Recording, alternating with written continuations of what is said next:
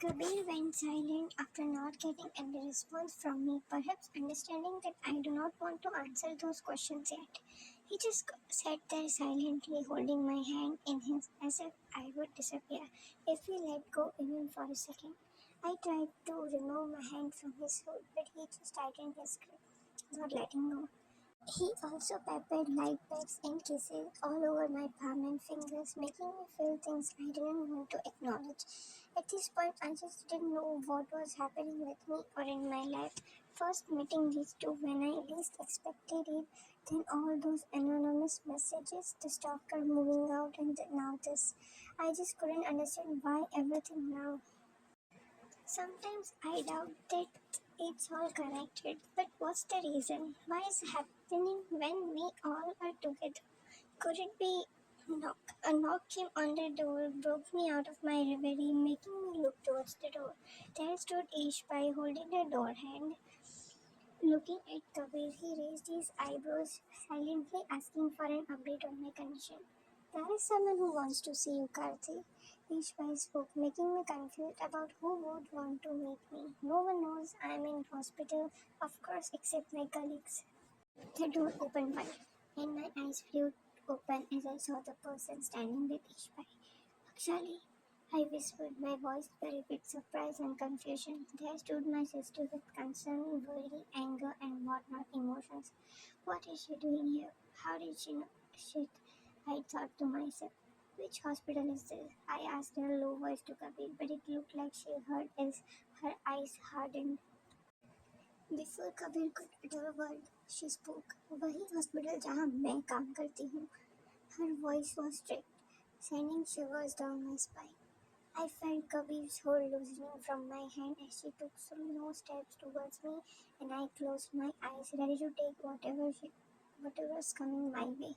Actually, I began, but she cut me off. What triggered it this time? She asked in a strict voice. Blame game, I replied, my gaze and voice both low. This that? What do you mean? Does this happen often? Ishan Bhai asked, confused. Akshu snapped her head towards Ishan, and the way she turned her neck, it might have hurt her.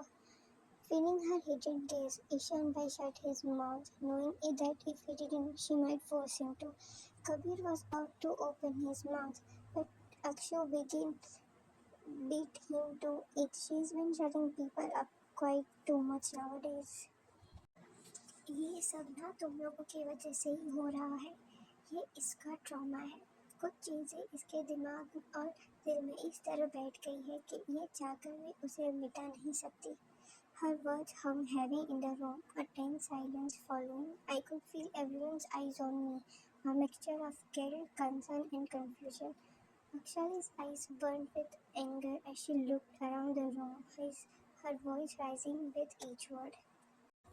तुम लोग समझते क्यों नहीं हो? तुम सबको ये realise क्यों नहीं होता है कि ये सब तुम्हारी वजह से हो रहा है? Her voice cut through the room like a knife.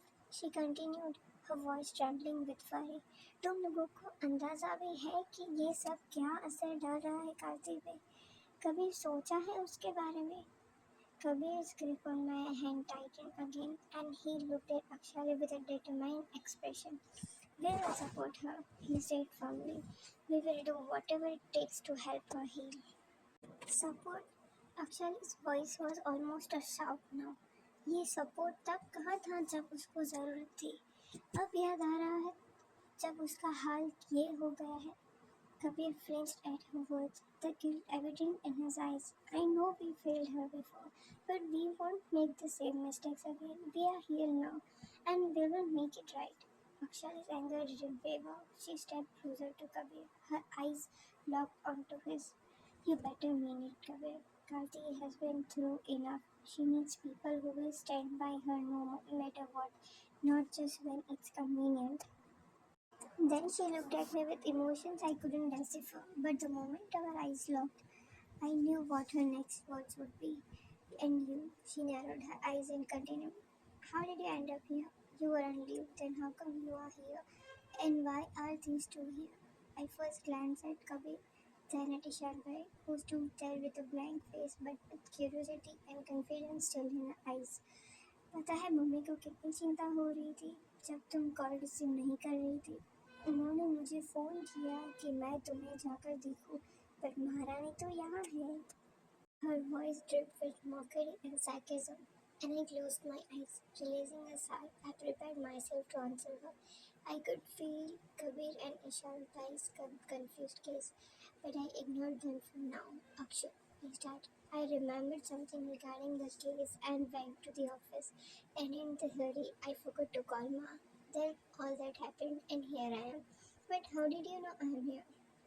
I heard him talking about you to your colleague, so that's how I came to know, she said, pointing towards Ishan Bhai. Wait, what do you mean? I mean, and he didn't know about Karthi leaving home and coming to the office?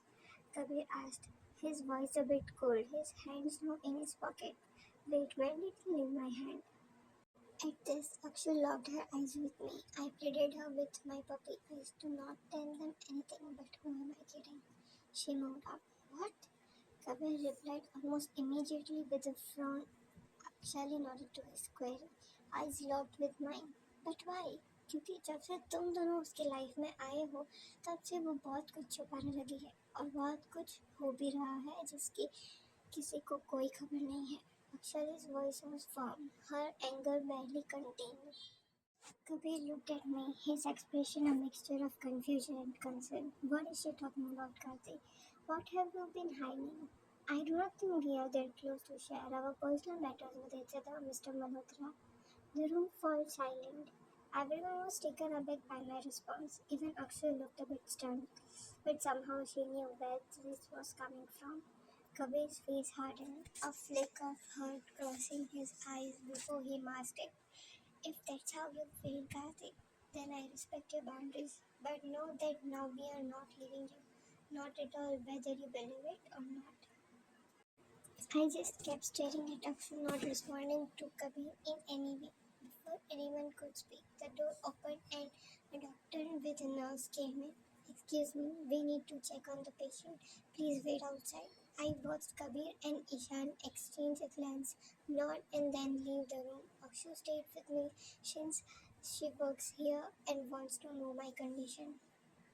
Things have been hectic ever since I started working at KNI Law Firm, but I never knew it would turn out to be this stressful and overwhelming.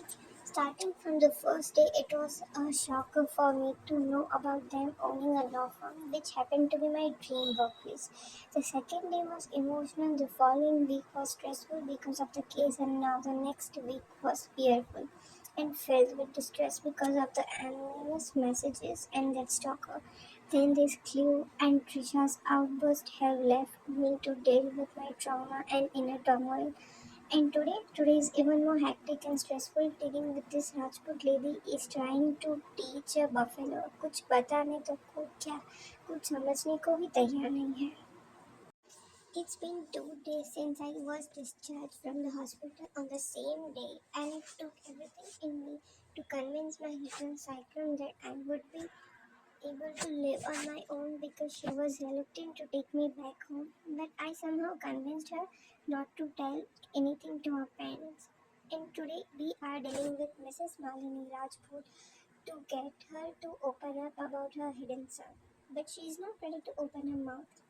For the last hour, Mr. Kulkarni, Naina, and I have been almost forcing her to tell us about her son.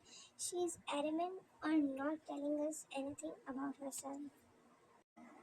Mrs. Rajput, please understand the gravity of the situation, Mr. Kulkarni said, his tone firm but patient.